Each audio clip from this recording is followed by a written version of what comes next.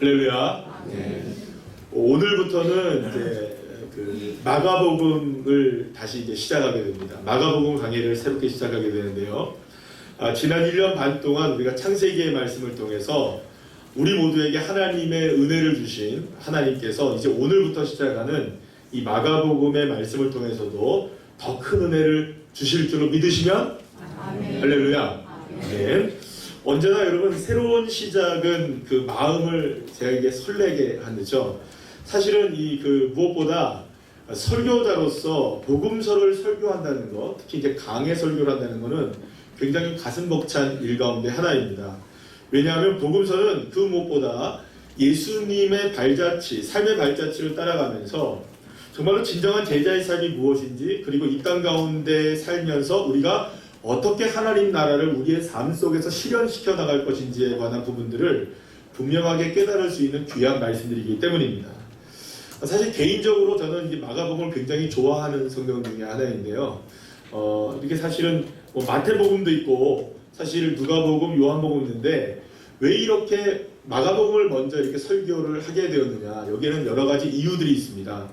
사실은 마태복음 하면은 뭐 복음서의 첫 장이기도 하고 또 신약 성경의 처음이기도 하기 때문에 상당한 의미를 갖고 있다고 할 수 있습니다. 두 번째는 요한복음 여러분 아시다시피 얼마나 예수님의 사랑을 많이 받은 제자가 쓴 글이 아닙니까? 그렇기 때문에 이 요한복음도 굉장히 의미가 있고요.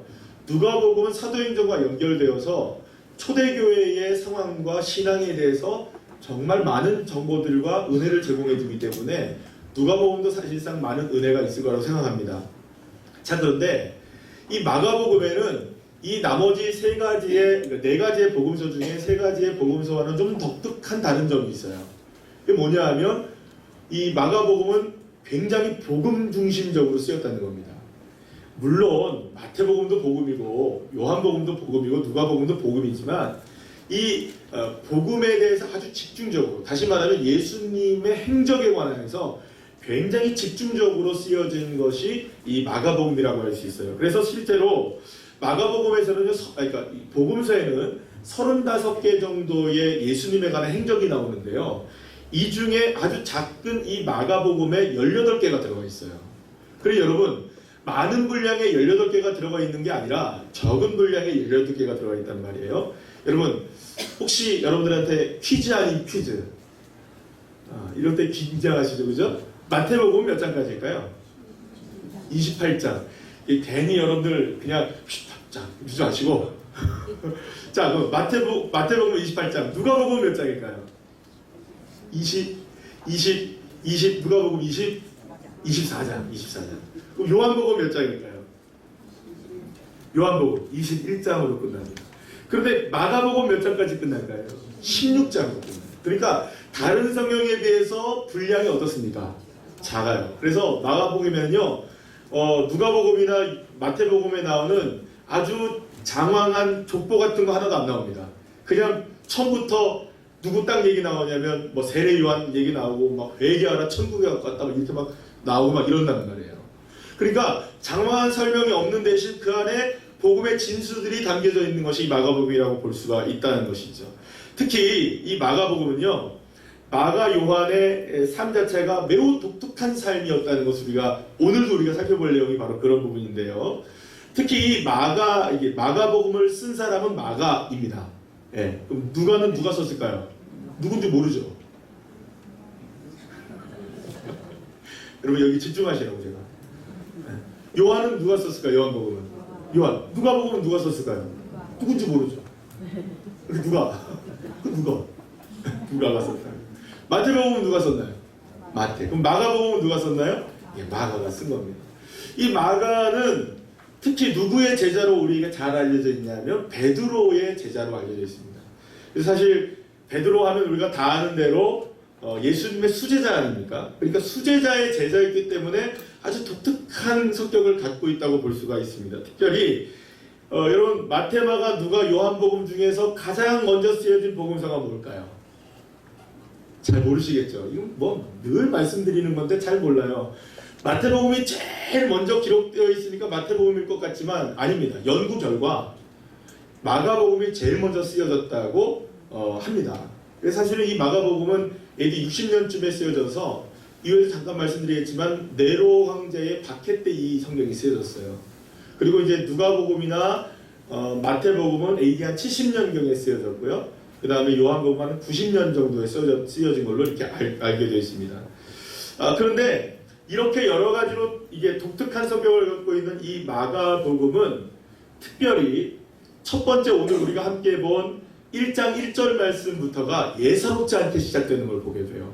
왜냐하면 여러분 창세기 1장 1절 말씀 우리 다 같이 한번 읽어볼까요? 시작!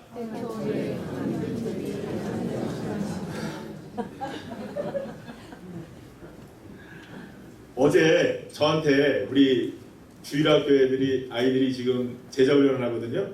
그럼 저한테 막 다가와서 목사님이 외우라고 했던 말씀이 뭐예요? 그래 너네들 졸업할 때까지 갈라디아 2장 2절 말씀 꼭 외워야 돼. 해보세요 그러더라고요 저한테. 그리고 제가 단숨에 쭉 했어요. 그때 애들이 뭐였죠? 여러분 갈라디아 2장 2절은 좀 깁니다. 여러분들 버벅거리는 이해가 되는데 창세기 1장 1절은 시작! 태초에 하나님이 천지를 창조하십니다. 자 그런데 오늘 본문 말씀 한번 보세요. 오늘 본문 말씀 시작! 하나님의 아들 예수 그리스도의 복음의 시작이라. 뭔가 이렇게 어떻습니까? 좀 비슷한 느낌이 들지 않습니까?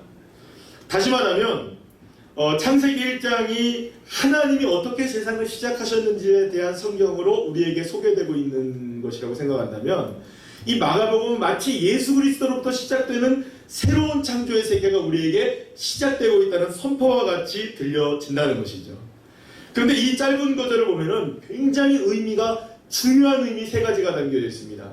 여러분 첫 번째는 뭘까요? 하나님의 아들. 시작! 하나님의 아들. 둘째는 뭘까요? 예수 그리스도. 세 번째는 복음의 시작. 이 세 가지의 이 뜻이 너무너무나도 중요한 겁니다. 그래서 사실 마가복음 1장 1절은 이 세 가지만 얘기해도 사실은 3시간을 얘기해도 모자라요. 자, 근데 오늘은 제목을 제가 뭘로 잡았냐면 복음의 시작이라는 걸로 잡았습니다. 자, 그런데 특히 이제 우리가 이제 생각해 봐야 될 건 뭐냐면 이 마가복음의 독특한 특징은 뭐냐면 예수님의 행적을 굉장히 중요시하게 여겼다고 제가 말씀드렸나요? 안 드렸나요? 방금 5분 전에 제가 말씀드렸습니다. 네. 자, 그래서 이 그 예수님의 행적을 따라서 이렇게 쓰여지고 있는데요. 특히 예수님이 누구이신가에 관한 거예요. 따라합시다. 예수님은 누구신가? 네. 예수님이 누구인가에 관해서 우리에게 소개시켜주고 있는 것이 예수님의 행적을 따라 쭉 이렇게 나가게 되는데요. 예수님은 하나님의 아들이십니다. 예수님은 그리스도이십니다. 그리스도라는 뜻이 뭡니까? 기름 부음을 받은 왕이시고 구원자이시며 메시아라는 뜻을 갖고 있습니다. 그렇기 때문에 이 하나님의 아들이라는 뜻과 예수님이 그리스도라는 뜻을 통해서 이게 어디에서 드러나게 되느냐? 현장에서의 생생한 목소리로 등장하게 돼요. 다시 말하면 이거는 누군가가 하는 얘기도 아니고 어디선가 그냥 막 들려오는 얘기가 아니라 우리와 같이 호흡하고 있는 사람들, 우리와 같이 땅에 살고 있던 사람들, 우리와 같이 그냥 밥 먹는 그 사람들의 입을 통하여서 무엇이 고백되느냐? 하나님의 아들이시며 그리스도이시다라는 사실. 그리고 나의 삶 속에 무엇이 시작되었다? 복음이 시작되었다. 할렐루야. 이것을 기록한 책이 바로 마가복음이라고 할 수 있습니다. 예수님께서 가이사랴 빌립보라는 지역에 전도를 하시다가 가시던 중에 제자들에게 한 가지 질문을 하십니다.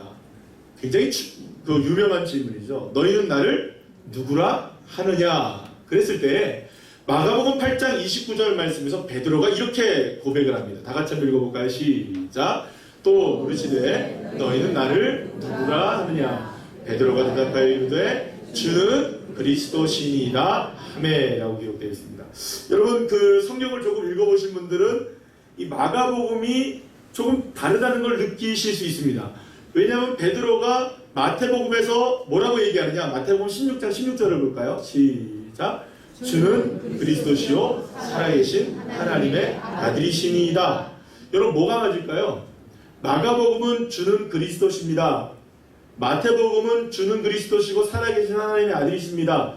뭐가 맞을까요? 둘 다 맞아요. 왜 이 문제냐, 어떤 것이 뭐 이거냐, 뭐 차이점을 설명하려면 사실은 그냥 신학적인 부분을 많이 좀 건드려야 되기 때문에 제가 다 설명드릴 수는 없고, 어느 것이 맞는 고백이냐 틀린 고백은 아니냐, 왜 이거 생략했고 여기 덧붙였느냐, 이 문제가 있는 것이 아니라 마태복음은 마태복음 나름대로 강조하는 것이 있었고, 마가복음은 마가복음 나름대로 강조하는 것이 있다는 거죠. 여러분 이렇습니다. 새로운 우리 교회가 어디 있어요? 라고 얘기하면 저 같은 사람은 빵을 좋아하니까 파리바게트입니다 이렇게 얘기합니다. 근데 어떤 사람은 돈을 좋아하면 새마을금고 앞입니다 이렇게 얘기합니다. 어떤 분들은 다이소를 좋아해서 다이소 앞에 있습니다 라고 얘기합니다. 틀린 말일까요? 같은 말일까요? 다 같은 말이에요. 내가 생각하고 내가 보는 관점이 조금 다르면 설명하는 방식이 다르게 되어 있는 것이죠. 자, 그러니까 이 강조하는 표현이 좀 다른 것은 표현의 차이라고 보시면 되겠습니다. 그런데 이 마가복음에서는요, 주는 그리스도십니다 라고 고백해놓고 다음 고백이 없는 게 아니에요. 뭐냐면 주는 그리스도라는 이 고백은 베드로에게 맡긴 것이고, 이후에 한 가지 고백이 뭐가 남아있습니까? 하나님의 아들이라는 고백이 남아있죠. 그럼 이 고백은 어디서 나오느냐? 마가복음 15장 39절에서 예수님께서 십자가를 운명하실 때에 그 곁에 서 있었던 로마의 백부장을 통해서 이렇게 고백됩니다. 이방인이었던 그가 이렇게 고백하죠. 시작. 예수를 향하여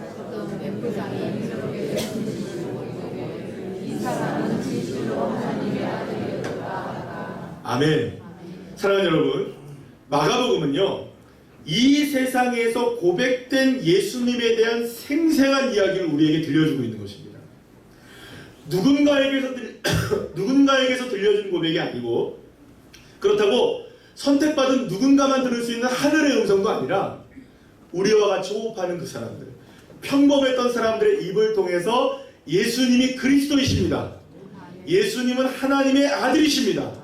유대인에게 나오고 이방인들에게 나오고 수많은 사람들에게 들려질 수 있도록 우리와 같이 함께 호흡하고 있는 그 사람들의 입을 통해서 분명하게 예수님이 누구신가가 고백되어졌다는 것이죠. 자, 그렇다면 여러분, 이 사실이 왜 중요하지 않습니까?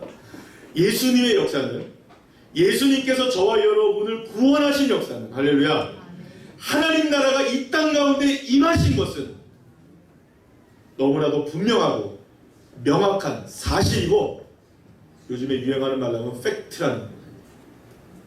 사랑하는 여러분, 예수님의 구원의 이야기는 다른 사람의 이야기가 아니라 바로 저와 여러분, 따라합시다. 나의 이야기. 나의 이야기. 여러분, 구슬이 서말이라도 어떻게 해야 됩니까? 꿰어야 고배가 되지 않습니까? 마찬가지로 누군가에게는, 예를 들어서 누군가에게는 구원의 이야기이고 누군가에게는 은혜의 이야기인데, 아니 나에게는 그 이야기가 안 되고 있다는 거예요. 하나님 나라는 여기 있다 저기 있다가 아니라 내 마음에 있다. 나와 함께하고 계십니다. 누군가의 이야기로 머물러 버리면 안 된다는 겁니다. 사랑하는 여러분, 그렇기 때문에 여러분, 중요한 것이 뭐냐, 주일날 이렇게 예배를 드리실 때 교회에 나오셨잖아요. 그냥 앉아 계시면 안 되는 거예요. 눈을 부릅뜨고 주님을 바라보고 저를 좀 봐주셔야 됩니다. 말씀을 들으셔야 됩니다. 안 되면 여러분들 이쑤시개라도 다 갖고 다니세요. 왜냐하면 누군가에게 여러분 세워져. 누군가에게는 은혜가 임하는데 왜 나에게는 안 임하냐 이거예요. 나에게는. 구슬이 없어서 그럴까요? 아니요. 누군가는 받거든.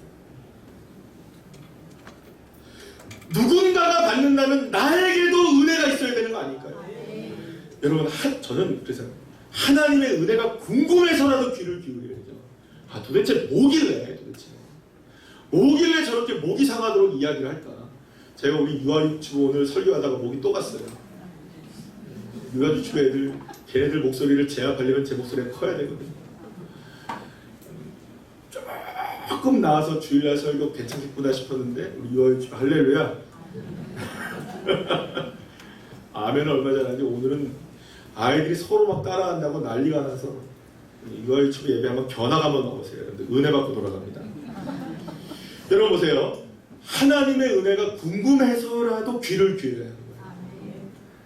하나님의 역사는 그렇게 나에게 이루어지기를 소망하는 사람들에게 실제가 돼요. 가만히 있으면요, 여러분, 감은 떨어지긴 합니다. 그냥 맞으면 아파요. 떨어지면 다쳐요. 다 먹어야죠. 내 것이 돼야죠. 그래서 가만히 있는 것이 아니라 마음을 다하고 성품을 다하고 뜻을 다하여 주 여호와 하나님을 바라볼 수 있는 눈이 저와 여러분에게 열려지게 되기를 축원합니다. 왜 이렇게 기쁠까? 이유가 있을 거 아니에요. 왜 이렇게 주님 앞에 예배를 드릴까? 뭔가 이유가 있을 거 아니에요. 그런 의미에서 여러분, 마가복음 1장 1절에서 말하고 있는 세 번째 이야기, 그게 바로 복음의 시작. 시작. 복음의 시작. 이 복음의 시작에 대해서 우리에게 말씀해 주고 있는 거예요. 다시 예수님으로부터 새롭게 시작되는 새 창조의 역사, 예수님이 하나님의 아들이시며 예수님이 우리를 구원하신 그리스도이신다. 이 사실이 누구에게 시작되어지느냐? 바로 나에게 시작되어진다. 그러니 복된 소식이 된다는 것이죠. 그리고 마가복음을 기록한 마가는 이렇게 당당하게 하나님의 아들이신 예수 그리스도의 복음이 시작되었다는 것을 우리에게 선포해주고 있는 것입니다. 그런데 왜 이렇게 마가가 당당하게 이야기할 수 있느냐? 뭐가 그렇게 당당하길래 이 어마어마한 진리를 이렇게 명확하게 이야기할 수 있느냐? 자기가 체험한 게 있기 때문인 거예요. 여러분, 마가복음을 기록한 사람이 누구라 그랬죠? 마가. 근데 이 마가는 방금 아까 잠시 제가 말씀드렸는데 요한이라고도 불립니다. 그래서 사실은 마가를 마가 요한이라고도 불러요. 성경에 그렇게 기록되어 있기도 합니다. 자, 그런데 우리가 마가는요, 우리가 너무나 잘 아는 사람이에요, 이미. 왜냐하면 예수님이 여러분 마지막에 제자들과 함께 최후의 만찬을 했던 다락방이 마가의 다락방이었습니다. 그리고 예수님께서 승천하신 이후에 오순절날에 성령이 불같이 임하였을 때 그 불같이 임한 그 장소도 역시나 마가의 다락방이었어요. 그럼 여러분 생각해보세요. 예수님의 제자들이 모이고 수많은 사람들이 모이는 집 정도의 규모라면 마가네 집은 여러분 상당히 부요한 집이었겠죠? 맞습니까? 학고방 같은 데서 모이지는 않을 거 아니에요. 많은 사람들이 모일 수 있는 장소에 모일 테니까 아마도 우리가 생각할 때에는 그 정도의 가정의 크기로, 집의 크기로 생각한다면 마가의 가정은 매우 부유한 가정이었을 것이라고 생각할 수 있습니다. 무엇보다 마가의 어머니 마리아는요, 마가의 어머니 이름도 마리아입니다만 이 마리아는 늘 예수님의 제자들의 사역들을 열심으로 물신장면으로 도왔기 때문에 이 어린 마가는 비록 어렸지만 어릴 때부터 예수님을 섬기는 일에 있어서 자신도 최선을 다해서 함께했던 신앙이 자라났던 사람이라고 볼 수 있습니다. 그런데 이 마가는 예수님이 체포된 당시에 예수님의 모습을 지켜보고 있었던 사람 중에 한 사람이었습니다. 예수님의 제자들마저 다 도망쳐버린 상황에서 그래도 끝까지 예수님의 뒤를 따라갔던 사람이 마가였어요. 하지만 마가 역시 끝까지 예수님을 따라가지는 못합니다. 마가복음 14장 51절에서 52절 말씀을 보면 마가가 자신의 모습을 한 청년의 모습으로 다한 것 같이 말하고 있는 것을 보이는데요. 이 청년이 모두가 다 동의하기를 바로 마가일 것이다 라고 이야기를 합니다. 우리 다 같이 한번 읽어볼까요? 시작! 한 청년이 어승몸에 들고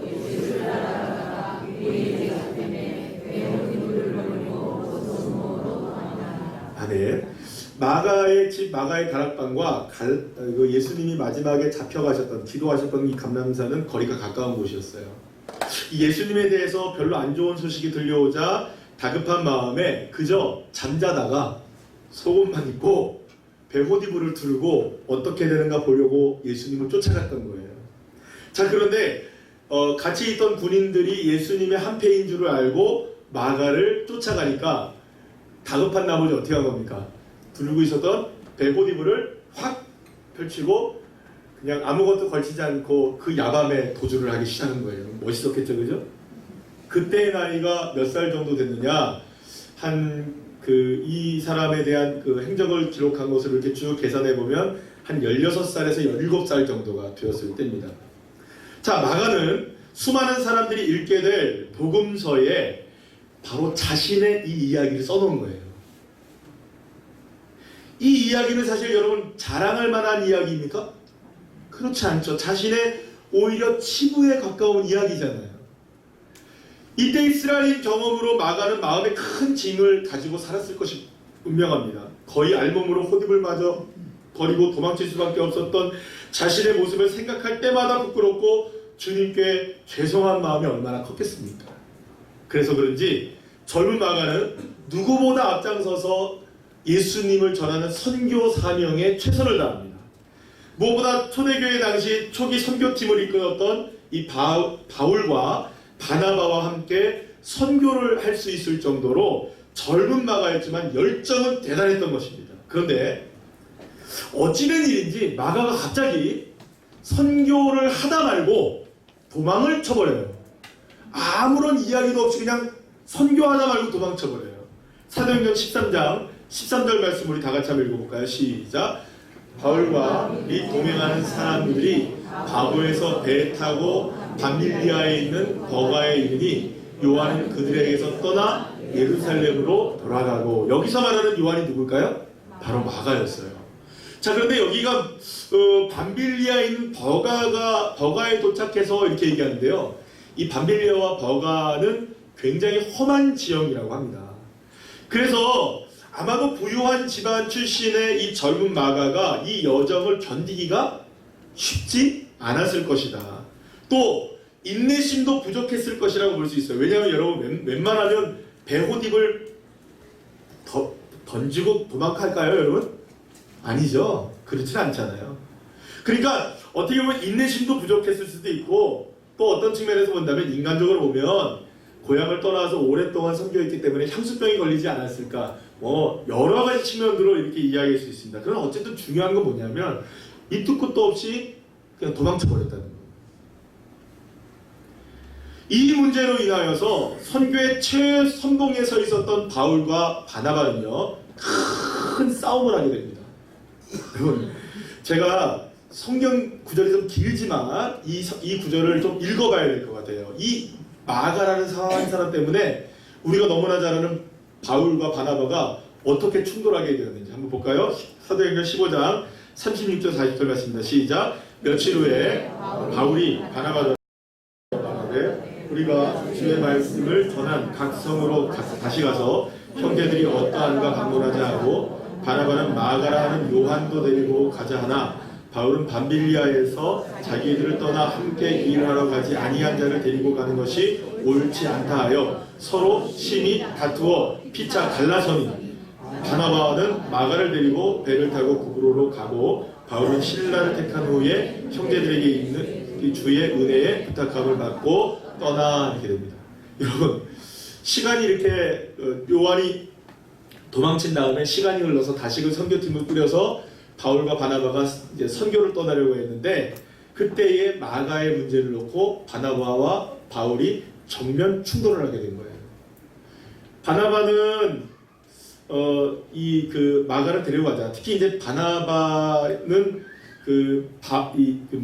지금 마가의 삼촌입니다. 그러니까는 자기의 조카인 이 마가를 좀 같이 함께 데려가자라고 얘기했는데, 바울은 용납할 수가 없었던 거예요. 아무런 이야기도 하지 않고 도망쳐버리듯 가버렸던 이 무책임함. 이렇게 해서 어떻게 하나님의 나라의 일을 하겠느냐. 난 데려갈 수 없다. 데려가려면 우리 갈라지자 해가지고 실제로 이 사건 때문에 어떻게 되는 겁니까? 두 사람이 갈라지게 돼요, 여러분. 사실요, 여러분, 이 바나바는 바울에게 스승과도 같은 사람입니다. 바울이 사역을 할 수 있도록 물심양면으로 도와준 사람이 이 바나바였을 뿐만 아니라 신앙적으로도 선배였고요. 바나바가 아니면 바울이 존재할 수 없을 정도로 바울에게 있어서는 너무나 이 바나바가 중요한 사람이었습니다. 자, 그러나 그럼에도 불구하고 바울은 마가의 문제를 결코 쉽게 넘길 수가 없었던 것이었어요. 그래서 결국 이 일로 바나바와 바울이 헤어지고 서로 다른 사람과 동역하게 되었던 것이죠. 자, 물론 끝까지 바울이 마가를 용서하지 않았던 것은 아닙니다. 시간이 한참 흐른 뒤에 바울은 병들어서 감옥에 투병하던 중에 자신에게 마가를 데려오라고 부탁을 합니다. 여러분 디모데후서 4장 11절 말씀 보실까요? 시작. 누가만 나와 함께 있느냐 내가 올 때에 마가를 데리고라 그가 나의 일에 유익하니라. 아멘. 죽음이 머지않았던 바울은 마가를 용서했을 뿐만 아니라 마가의 일로 인해서 오히려 많은 유익이 있었음을 고백하게 된 것입니다.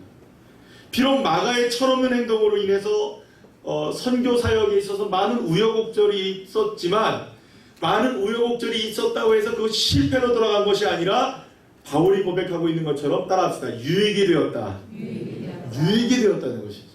자, 그렇다면 선교 여행 중으로 집으로 돌아간 철부지 마가가 어떻게 유익한 인물이 되고 쓸모있는 인물이 되었던 것일까?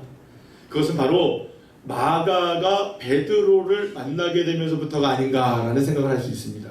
베드로전서 5장 12절 13절 말씀 우리 다 같이 한번 읽어볼까요? 시작.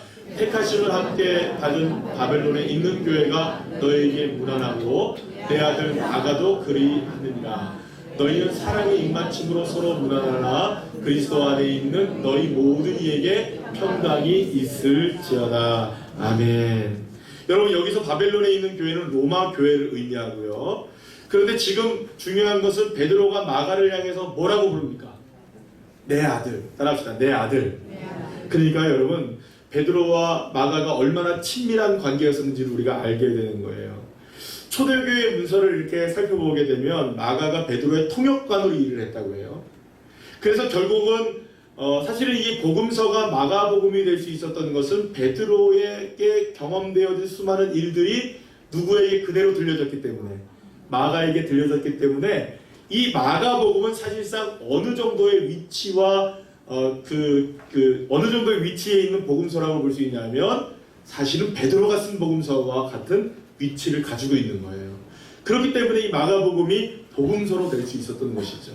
자, 어쨌든 이 마가를 데리고 늘 언제나 함께 신앙으로 보살폈던 이 베드로를 통해서 성숙한 신앙으로 마가가 변화되었을 뿐만 아니라 이제 도망자의 신분에서 하나님 나라를 위한 유익한 사람이 되었던 것이에요. 베드로가 마가를 내 아들이라고까지 말하면서 마가를 아꼈던 것은 여러분 동병상련이기 때문에 그런 겁니다. 잘 생각해 보세요. 베드로도 어땠습니까? 옛날에 도망쳤잖아요. 3번 부인하고 저주까지 하면서 도망쳤잖아요. 근데 이 마가도 어땠습니까? 도망치는데 일가견이 있는 사람 아닙니까? 예수님이 있었을 때도 도망쳤고 예수님이 계시지 않을 때도 도망쳤던 사람. 그러니 여러분 베드로가 볼 때는 이 마가가 자기와 똑같은 모습이거든요. 그러니까 늘 베드로는 마가를 잘 챙겨줬던 것 같습니다. 사랑하는 여러분, 마가는 누구도 상상할 수 없을 정도로 엄청난 주의 은혜를 기회로 잡은 사람이었습니다. 예수님이 계실 때도 그랬고 예수님이 승천하신 이후에도 그랬습니다. 그러나 마가는 예수님을 따르다 호디부를 버리고 도망치듯 위대한 선교 사역을 앞두고 도망쳐버린 실패자가 되었던 것이죠. 한마디로 말하면 젊은 시절 마가는 문제아였습니다. 그런데 시간이 흘러 마가도 제법 나이가 들었을 때 이러한 자신의 치명적인 문제를 가감없이 자신이 기록하는 마가복음에 내가 도망자였습니다. 내가 도망자였습니다. 이걸 기록하고 있는 거예요. 내가 이렇게 주님을 버린 사람이었습니다. 내가 이렇게 주님을 향하여 실패했던 사람이었습니다라고 자신의 치부를 있는 그대로 마가복음에 쓰고 있는 겁니다. 사랑하는 여러분, 마가는 왜 이런 것을 드러낼 수 있었을까요? 그것은 자신의 삶으로는 실패였지만 나를 변화시키시고 나를 새롭게 하신 그 예수님이 하나님의 아들이셨기 때문에, 그 예수님이 그리스도이셨기 때문에 나의 삶에 새로운 역사가 일어나고, 내가 이렇게 실패한 인생이었지만 그 실패를 당당하게 기록해도 될 만큼 이제는 주의 나라를 위하여서 새로운 인생이 되었습니다라는 고백으로 이 고백을 하고 있었다는 것입니다. 그래서 여러분, 마가복음 결코 실패를 끝내지 않으시고 하나님의 역사를 새롭게 이루어가는 자리로 바꾸시는 주님의 은혜를 저와 여러분에게 생생하게 전해주고 있는 것입니다. 마가복음은 여러분, 그래서 고난을 당하고 있는 사람들, 실패를 한 사람들, 이 세상에서 주류가 아닌 비주류의 삶을 살아가는 사람들, 위에 있지 못하고 늘 아래에 있는 사람들, 위너가 아니라 루저로 살아가는 사람들, 그 사람들의 삶의 이야기를 새롭게 복음으로 시작하게 하시는, 할렐루야. 그 복음의 시작을 통하여서 우리도 성공할 수 있다는 것, 우리도 새로워질 수 있다는 것, 그것이 우리에게 복음이 된다는 사실, 그것을 저와 여러분에게 분명하게 전해주고 있는 것이죠. 사랑하는 여러분, 이렇게 마가복음은 오직 하나님으로부터 다시 시작되는 은혜를 그 누구라도 바라볼 수 있는 자리로 저와 여러분을 초대하고 있는 것입니다. 그래서 마가는 오늘 본문 마가복음의 첫 구절에서 당당하게 이야기하고 있는 것이죠. 하나님의 아들 예수 그리스도의 복음의 시작이라. 사랑하는 여러분, 이제 저와 여러분에게도 이 선포가 임하기를 간절히 축원합니다. 사랑하는 여러분, 그러니 뒤로 물러가지 마시길 바랍니다. 내 인생을 바라보면서 여러분 쪼그라들지 마시길 바랍니다. 자괴감에 빠지지 마시길 바랍니다. 소망의 끈을 놓지 않기를 간절히 축원합니다. 왜냐하면 예수님은 저와 여러분의 삶을 얼마든지 새롭게 하시는, 복음으로 다시금 시작하게 하시는 하나님의 아들이시고 그리스도이시기 때문입니다. 특별히 마가복음은 로마의 네로 황제를 통해 시작된 엄청난 박해 가운데 고통을 당하고 있었던 로마 교회 성도들을 위로하기 위해서 쓰여진 성경이었습니다. 그들은 예수님을 믿는다는 이유 하나만으로 죽음의 고통에 던져져 있었던 사람들이었습니다. 그렇다면 그들이 어떻게 로마의 칼과 창을 여러분을 이길 수 있었겠습니까? 그들이 어떻게 예수님에 대한 신앙을 지켜낼 수 있었을까요? 고통 속에서 배교가 난무하고 점점 많은 사람들이 쓰러져가고 있는 그때 어떻게 해야 그들이 일어날 수 있는 것일까요? 어떻게 해야 그들이 살아날 수 있는 것일까요? 복음, 예수 그리스도, 하나님의 아들이신 그분을 통해 우리가 새로워질 수 있다. 그분을 붙잡아야 된다. 얼마든지 우리를 새롭게 시작하게 하시는 그 예수님을 붙잡을 때 저와 여러분에게도, 그때 당시에 고통을 당하고 있었던 그들에게도 동일하게 하나님의 시작은 다시금 새로운 역사가 일어나게 된다는 것입니다. 자, 그래서 마가복음의 메시지는 너무나 분명합니다. 우리 다 같이 한번 읽어볼까요? 다 같이 시작. 하나님의 아들이신 예수 그리스도가 우리를 복되게 하신다. 이 복된 소식이 이제 우리의 삶에서 새롭게 시작되었다. 할렐루야. 제가 말씀을 정리하면서 이 이야기를 가지고 하나만 말씀을 정리하도록 하겠습니다. 바벨론의 포로에서 귀환하여 무너진 예루살렘을 성전하고 유다를 다시금 세우기 위해서 에스라는 이스라엘 백성들과 함께 예루살렘으로 향하게 됩니다. 페르시아의 아닥사스다 왕은 금과 은으로 된 성전의 기물들을 주어서 다시금 예루살렘 성전을 완성시킬 수 있도록 물심양면으로 돕습니다.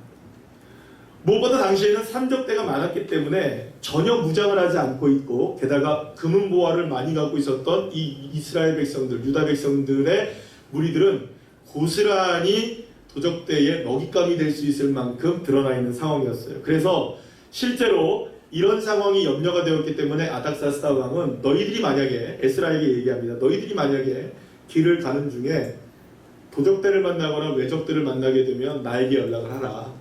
그럼 내가 마병과 보병을 너희들한테 보내서 그들을 다 물리쳐줘서 그들이 너희가 예루살렘에 정확하게 그리고 또 안전하게 도착할 수 있도록 누가 도와준다? 아닥사스다 왕이 도와주겠다고 약속을 한 거예요. 여러분, 보증서 딱 잡은 겁니다. 신나겠죠? 그런데 바로 그때 에스라의 무리들이 바로 이 도적대를 만나게 돼요. 그리고 그들은 아하와 강가라는 곳에 머물러서 에스라가 모든 백성들을 향해서 어린 것들과 젖먹이까지도 모두가 다 금식을 선포합니다. 하나님 앞에 기도하자는 것이었어요. 그러면서 에스라 8장 21절 23절에서 에스라가 무엇이라고 고백하느냐, 우리 다 같이 한번 읽어볼까요? 시작. 그때 내가 아하와 강가에서 금식을 선포하고 우리 하나님 앞에서 스스로 겸비하여 우리와 우리 어린 아이와 모든 소유를 위하여 평탄한 길을 하나님께 간구하였더니 그의 응답하심을 입었느니라. 아멘. 사랑하는 여러분, 에스라는 분명히 보증서 하나를 갖고 있었습니다. 아닥사스다 왕의 마병과 보병을 요청할 수 있었고 그들이 오면 전쟁에서 승리할 수 있었어요. 그러나 하나님의 성전을 짓고 하나님의 나라를 세우고 우리가 이제 다시금 신앙으로 새롭게 되기를 원하는 새 출발의 지점에 와 있었던 이스라엘 백성들, 에스라의 무리들은 그렇게 시작할 수는 없었던 겁니다. 가오가 있지. 하나님의 백성들이 가오가 있지. 어떻게 내가 아닥사스다 왕의 마병과 보병을 의지하겠느냐. 오히려 우리는 금식하고 우리의 모든 것들을 주님 앞으로부터 다시 시작하고 주님 앞으로 다시금 시작하는 이 믿음을 가지고 차라리 금식이라도 해서 차라리 하나님 앞에 엎드려서라도 진정한 승리는 하늘로부터 임하시는 것이다. 누구의 도움이 아니라 하나님이신 주님, 우리를 구원하신 메시아이신 주님, 그분의 도우심으로만 내가 다시금 시작할 수 있다. 이 믿음을 가지고 유다 백성들을 향해 금식을 선포했고 그리고 하나님 앞에 간구하였더니 그의 응낙하심을 잊게 되었다는 것입니다. 사랑하는 여러분, 복음으로 예수님으로 다시 시작하시기를 간절히 축원합니다. 주님으로 다시 시작해야 됩니다. 아니 왜 문제가 있는데도 예수님으로 시작 안 하세요? 주님으로부터 다시 시작하시면 됩니다. 안 되면 금식이라도 하셔야죠. 안 되면 주님 앞에 엎드려야죠. 새 출발이 필요할 때가 아니겠습니까? 새로운 능력이 우리에게 필요하지 않습니까? 여러분, 이 나라 이 민족이 지금 어디로 가고 있습니까? 한쪽에서는 반대, 한쪽에서는 찬성.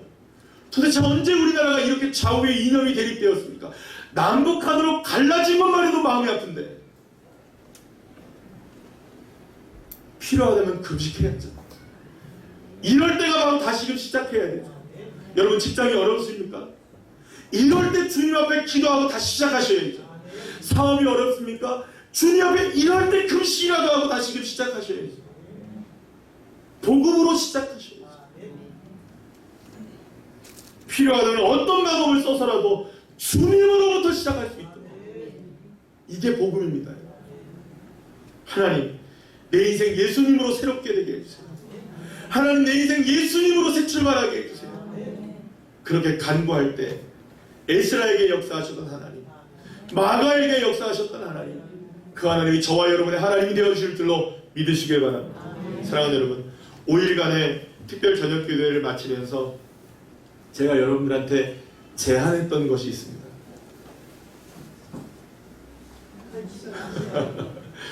한 시간씩, 하루에 한 시간씩 기도합시다. 따라합시다. 하루에 한 시간씩 기도합시다.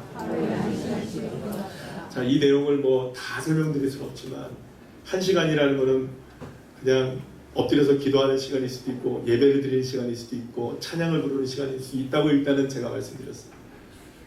여러분, 꼭 하루에 한 시간씩 하나님을 예배하고 기도하는 자들이 되기를 간절히 축원합니다. 새벽 예배 나오면 한 30분만 기도하시면 돼요. 오늘 낮 예배 1시간 드렸죠, 그죠? 그러니까 충분하죠. 오후 예배까지 드리면 2배 따블이고요. 순모이까지 하면 2.5배 따블입니다. 이렇게 되는 거라고 생각하시면 돼요. 그리고 거기에다 내가 기도 하나님 앞에 하니까. 여러분, 내 인생 정말로 새로워지기를 원하고 이렇게 돼서는 안 되겠다. 이렇게 살아서는 안 되겠다.